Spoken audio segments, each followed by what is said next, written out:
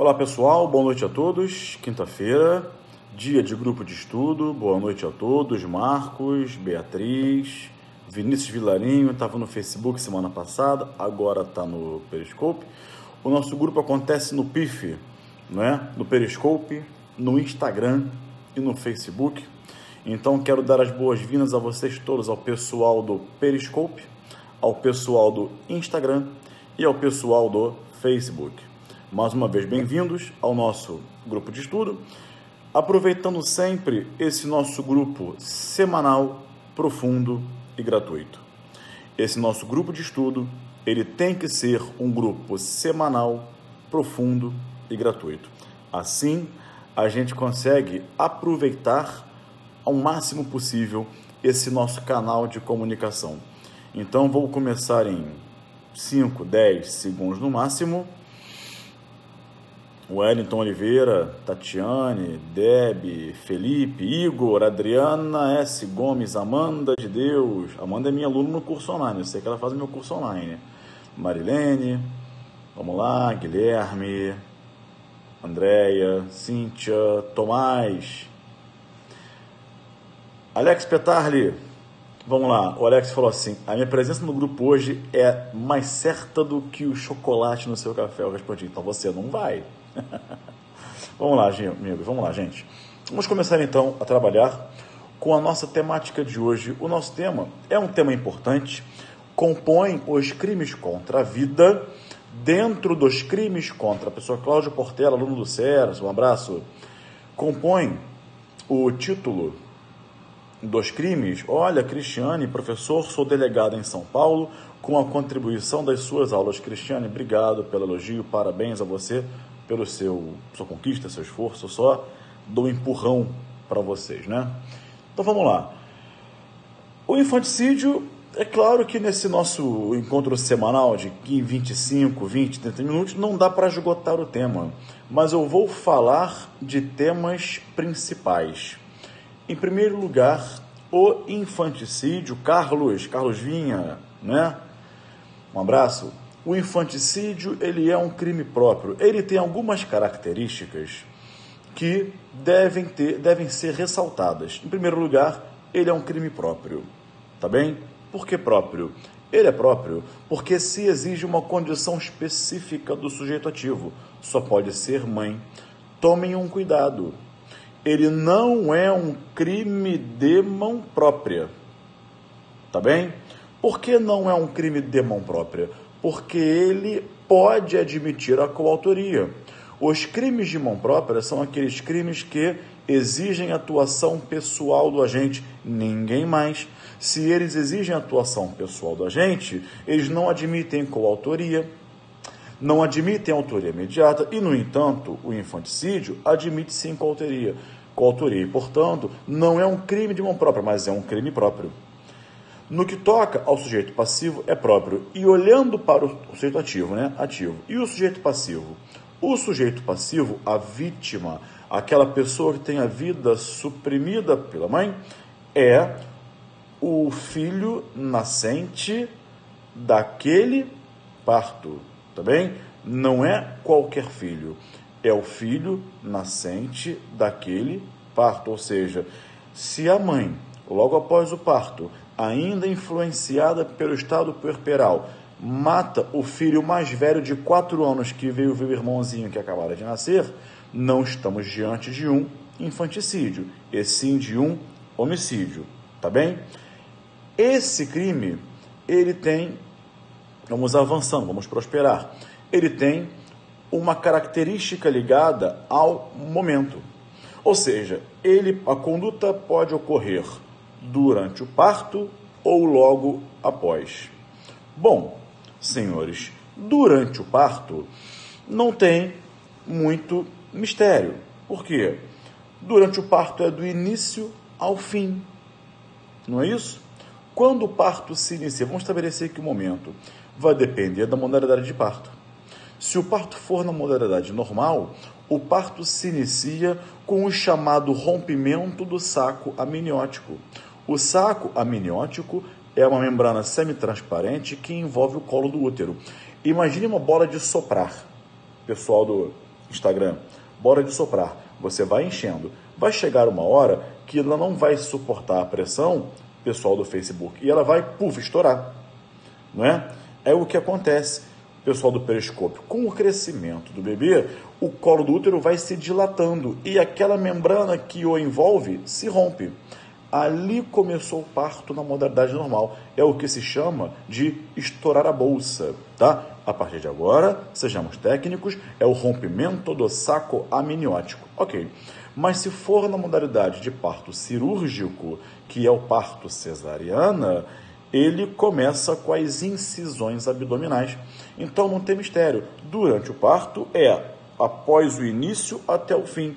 O parto termina com a retirada do bebê total do útero maternal, do canal, e com a expulsão da placenta, chamada secundina, né? Ali o parto acabou. Então, durante o parto, é ali. E logo após, aí começam aquelas questões que sempre geram dúvidas. Logo após, logo depois, né? Lá no flagrante impróprio do CPP, o agente que é encontrado logo após a prática do crime. Isso gera muita confusão. E aqui não foi diferente.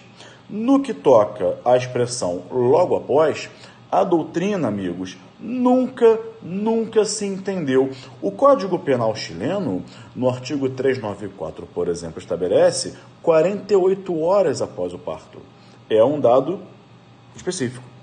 O Código Penal italiano, no artigo 578, fala imediatamente após o parto, que também não ajuda, né? Enfim, a doutrina convencionou o seguinte: eles vincularam o logo após a duração do estado puerperal. Isso vem lá de Nelson Hungria, de Frederico Marques, de Magalhães Noronha, passa por César Bittencourt. Vamos interpretar o logo após, de acordo com o quê?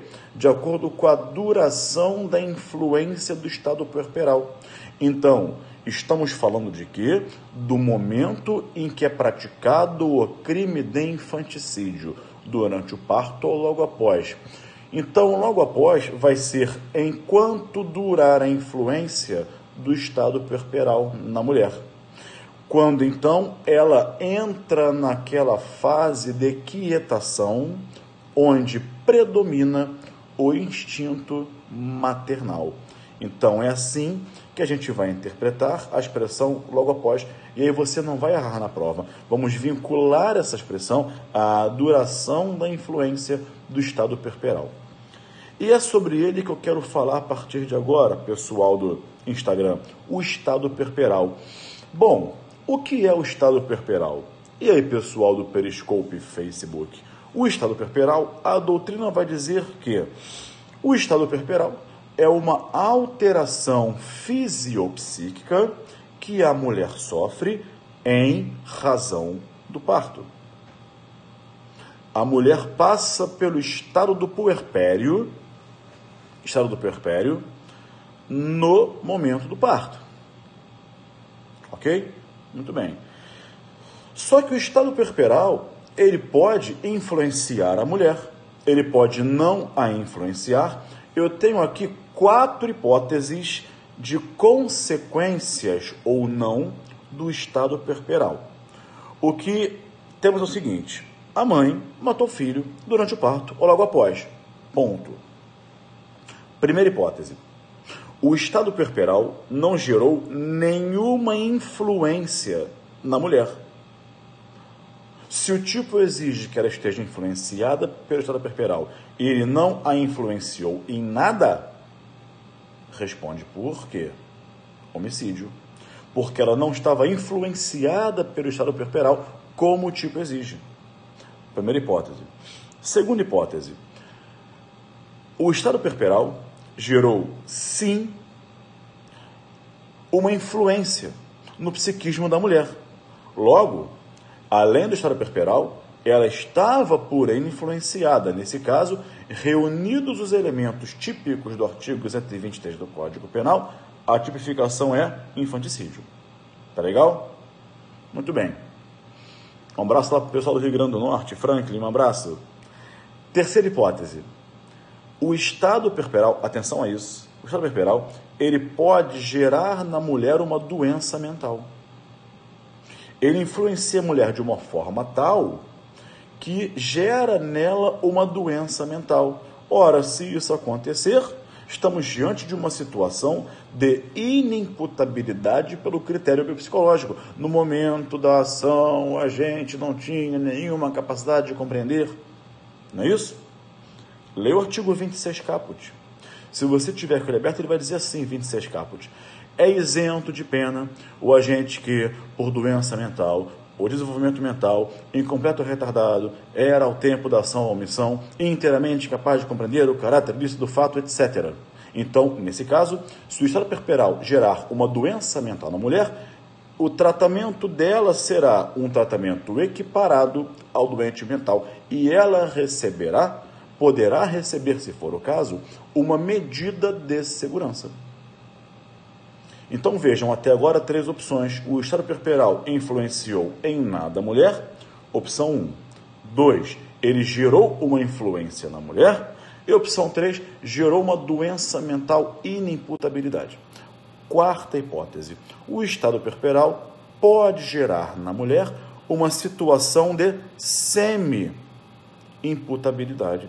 Se causar na mulher uma situação de semi-imputabilidade, aí eu tenho um tratamento dela equiparado a um semi-imputável. E aí vai depender do caso concreto, porque o semi-imputável, a depender da necessidade, ele pode receber tanto uma pena quanto a medida de segurança.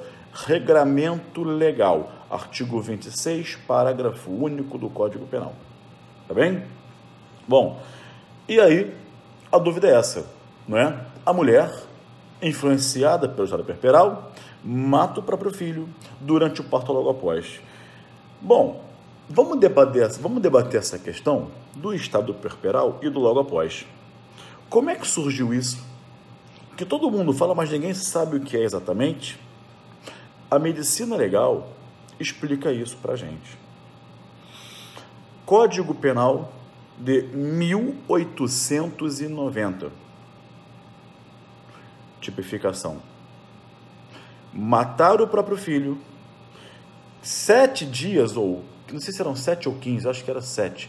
Matar o próprio filho 7 dias após o parto para ocultar desonra própria. Eu vou repetir.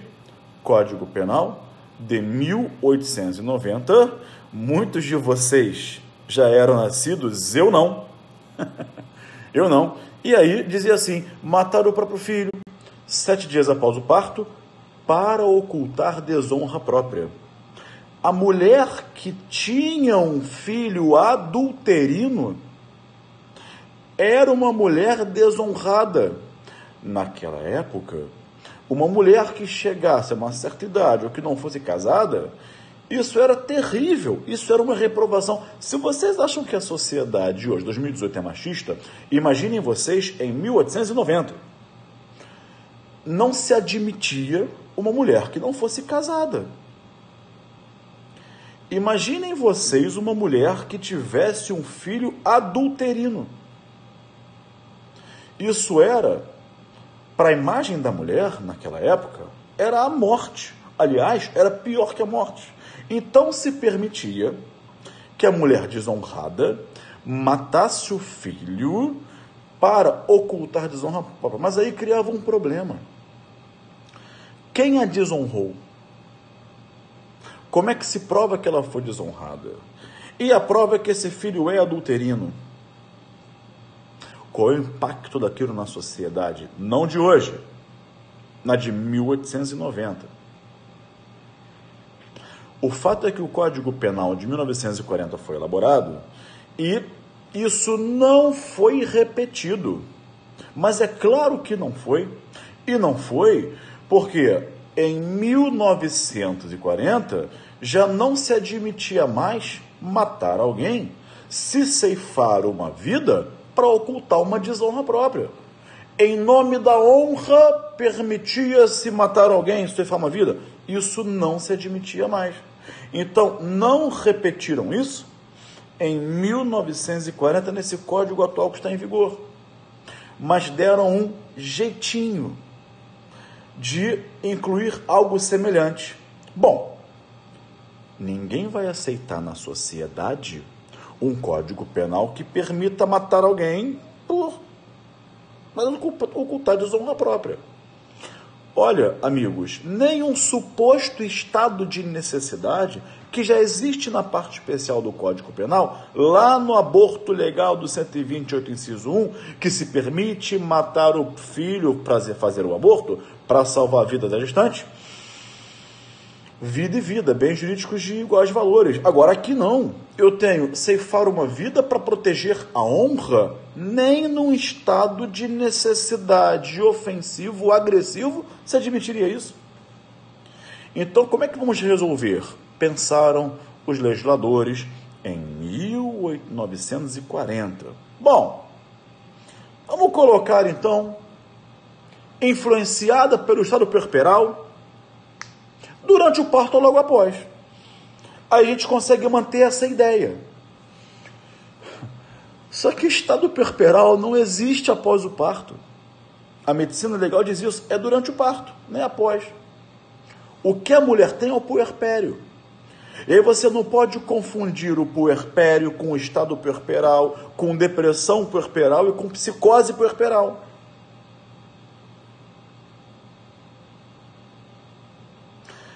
A mulher pode ter uma depressão puerperal e matar o filho.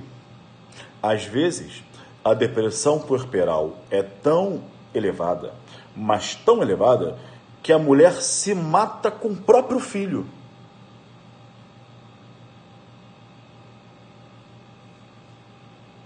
Ela mata a si mesma com o próprio filho. De tão forte que é a depressão puerperal. Na psicose puerperal, é algo mais avançado. A psicose puerperal, ela é uma doença. Uma doença.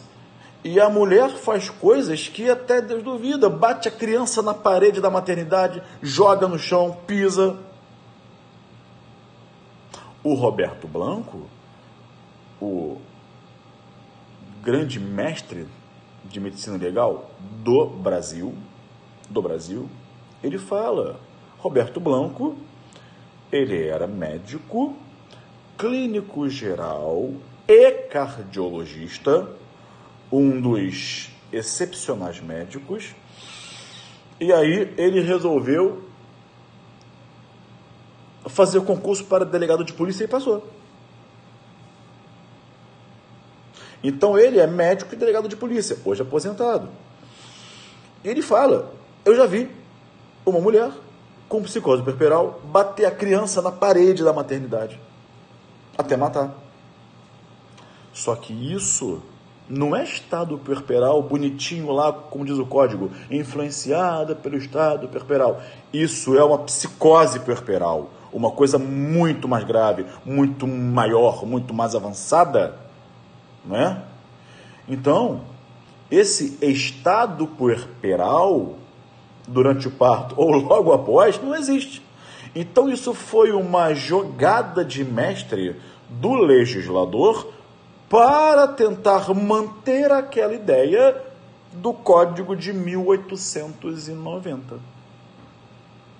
Perceberam isso? Pessoal do Periscope, onde esse grupo nasceu, o grupo de estudo do Periscope, quinta-feira à noite, entenderam, pessoal do Instagram, pessoal do Facebook? Pois é. Então é isso, tá? Agora, para encerrar a análise do infanticídio.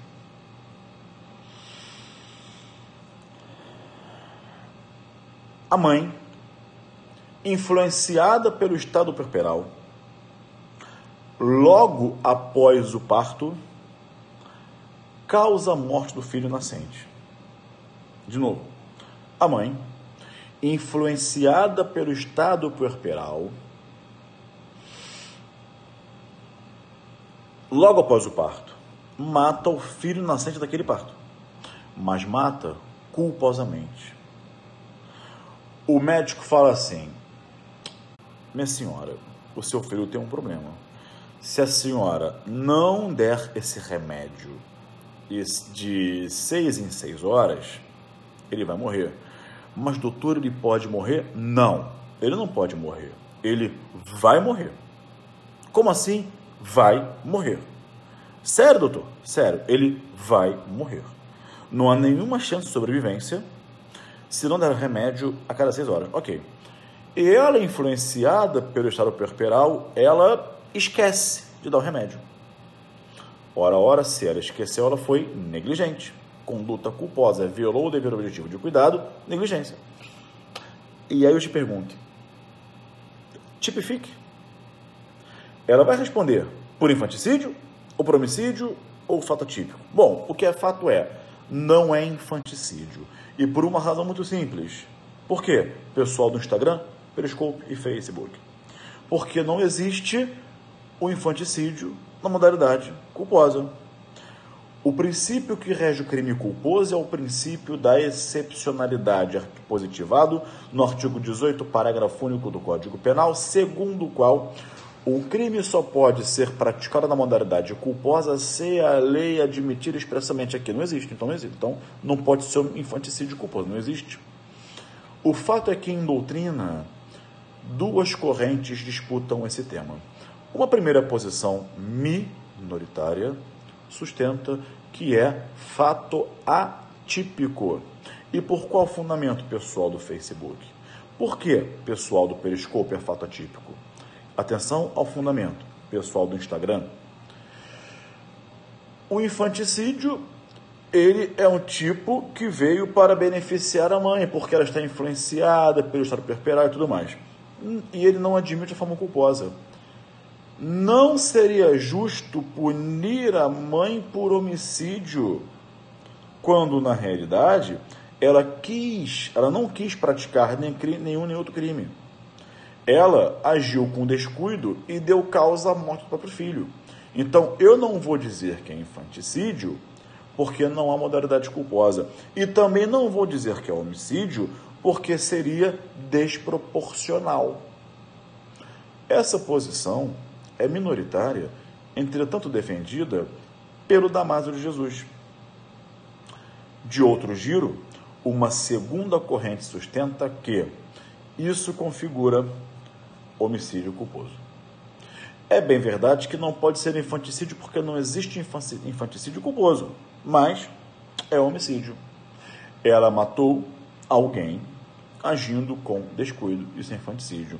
Essa posição é amplamente dominante, é a posição de Nelson Hungria, de Aníbal Bruno, de Magalhães Noronha, do Fragoso, do Mirabete, do Luiz Regis Prado, do César Roberto Bittencourt, é a posição do Rogério Greco, amplamente dominante, tá? Pegou o bonde andando? Depois assista na reprise, vai ficar na reprise lá 24 horas no Instagram, vai ficar também no Periscope e vai ficar gravado lá no Facebook, tá bem? Gabriel, qual é a posição que eu vou levar para a prova? Na sua prova objetiva, você vá com a segunda posição, que é majoritaricíssima. Agora, numa prova discursiva, prova aberta ou prova oral, você vai citar as duas posições.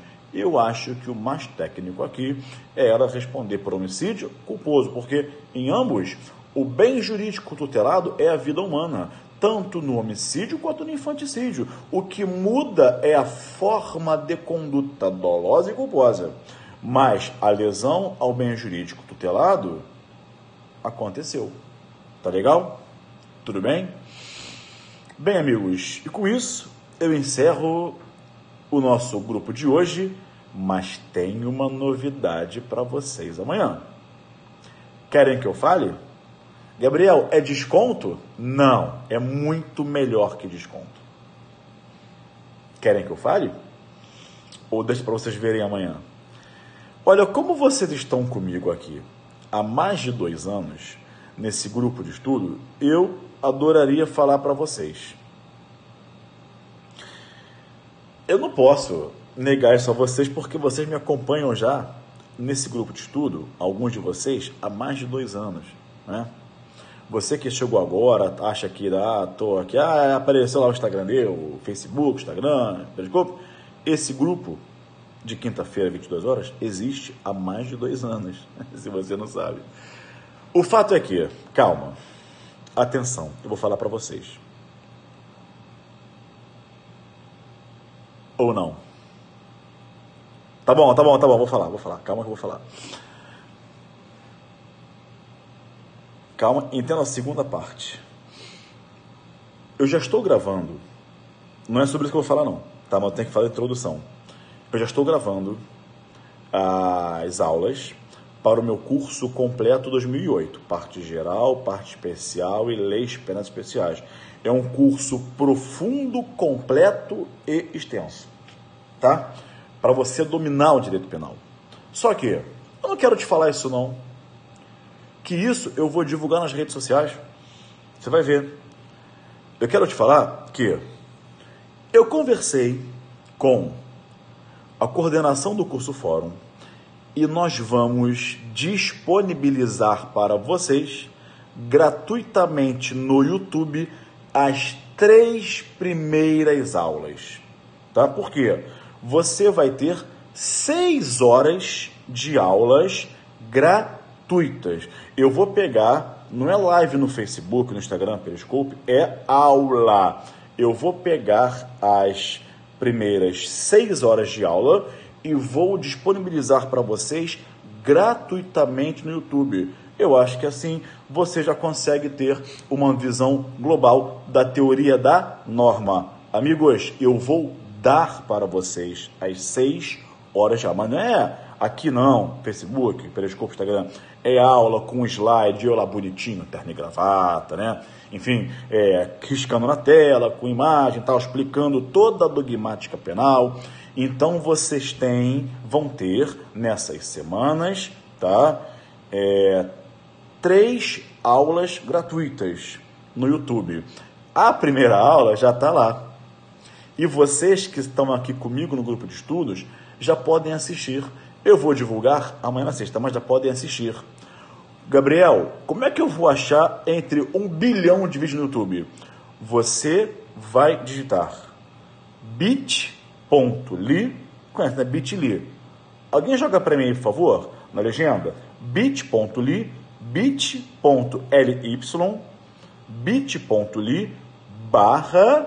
/GH Aula 1. Se você puser no seu navegador bit.ly, bit.ly /bit.ly/GH Aulão não. Maiara, você confundiu. Isso, Felipe. GH Aula 1. Vá lá. Não é aulão, amigos, é aula 1. De novo, bit.ly /GH Aula 1.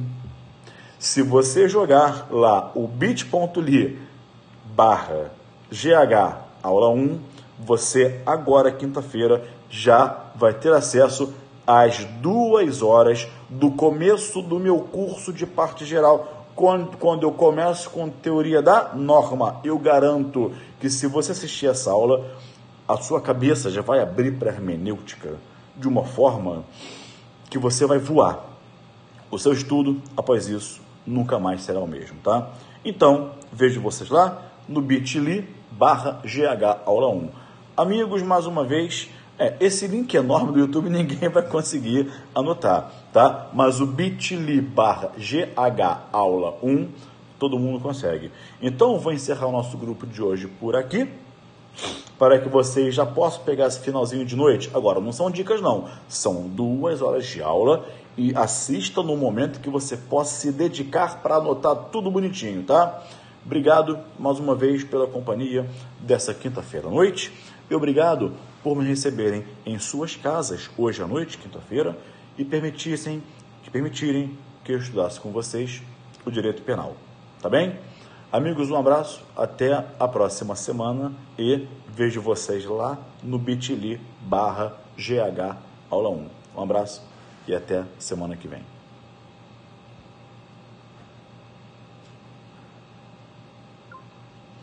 encerrando aqui o Facebook, publicar, encerrando aqui o Instagram.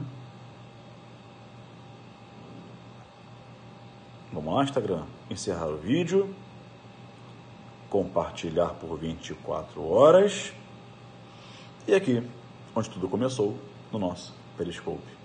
Tchau, gente.